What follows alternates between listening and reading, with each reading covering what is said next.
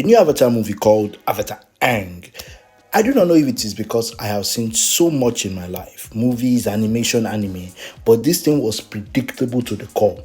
As a whole, the movie is okay. It is something to see, but it is not peak. It does not have the same heart and soul as the animated series. Now, the animation is cool with a wonderful soundtrack trying to recreate that animated series feel, but the comedy here was average. What I liked watching this thing was Ang and Taga use their bending together. I really enjoyed the way the bending was used in this animation, but the story itself is predictable and lacked any form of grace. The bad guy was Taga.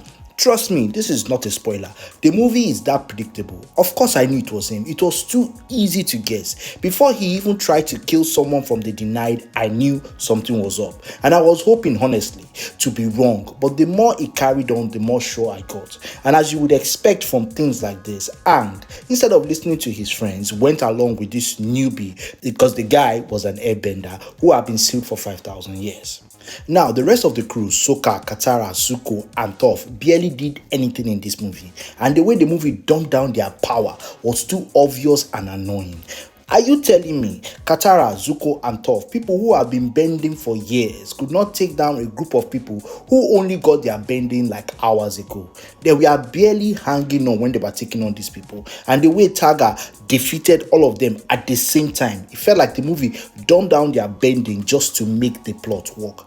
Here is the story. There is a group called themselves Denied, and they are after a staff that belonged to an avatar named Sunam from 5,000 years ago. The staff is said to grant non-benders the ability to bend. Taga was a disciple of Sunam, and that is how he got his bending. And as you could guess, he turned bad, so he was sealed away by Sunam, and Aang with his big head went ahead and freed him.